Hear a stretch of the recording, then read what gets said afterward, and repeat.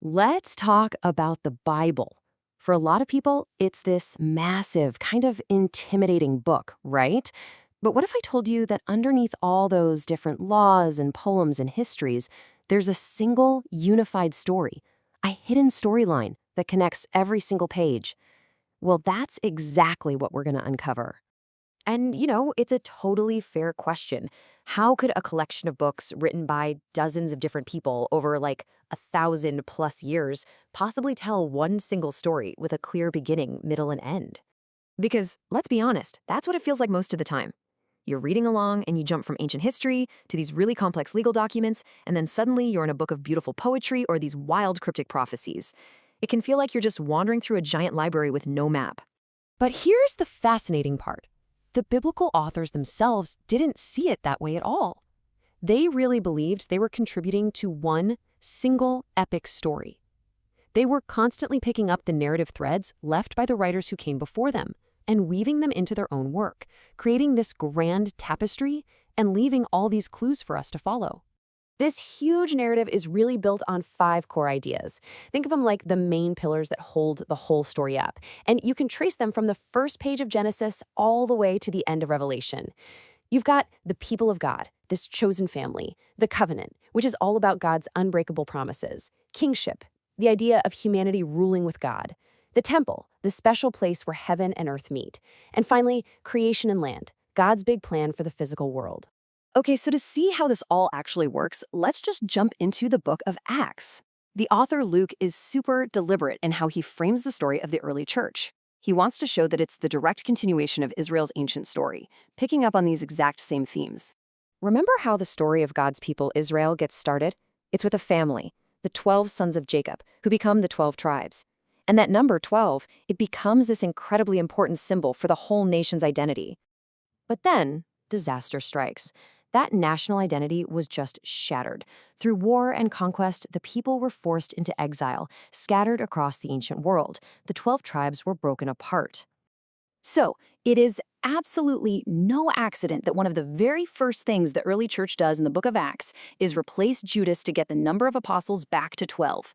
This wasn't just some boring administrative task. It was a huge symbolic statement. It was their way of saying that God was restoring his people, putting the family back together again. And look at this. This is so cool. It shows you exactly how the New Testament authors were thinking. Jesus' final command here in Acts isn't some brand new mission. He's directly quoting and fulfilling the ancient prophecies from Isaiah. The promise of the Spirit, the call to be a witness, the mission to the whole world, it was all there hundreds of years earlier. It's the same story, just entering a new chapter.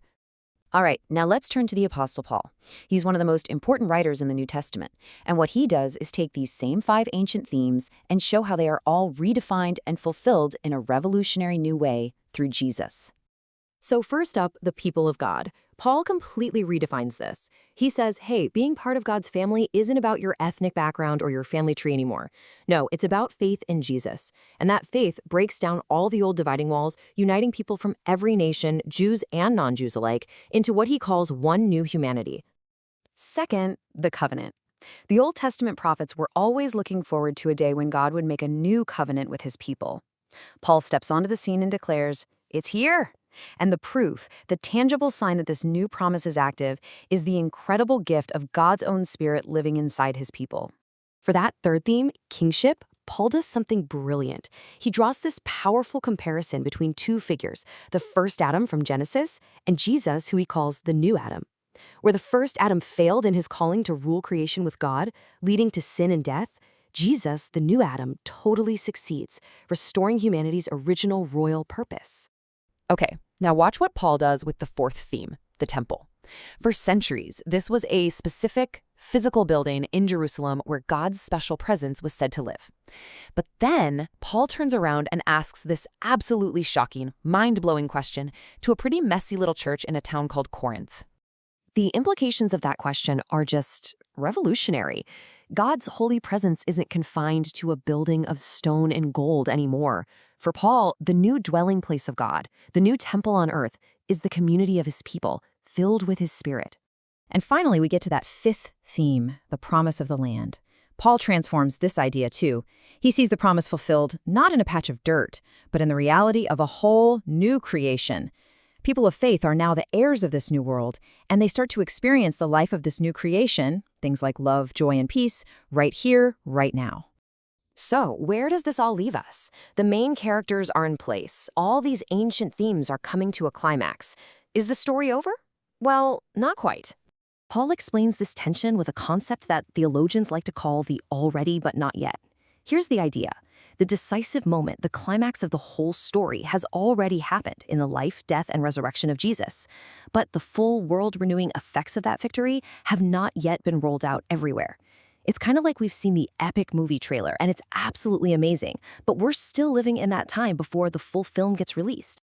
So, the grand finale of this whole epic storyline is the complete fulfillment of God's original intention. It's a vision where everything, all of reality, in heaven and on earth, is finally brought back into harmony under the peaceful, life-giving rule of Jesus. And this leaves us with a pretty provocative thought to end on. If the biblical story isn't just a closed book about things that happened a long time ago, but a narrative that is still unfolding toward that grand conclusion, well, that kind of makes you wonder, what part are we supposed to be playing in it today?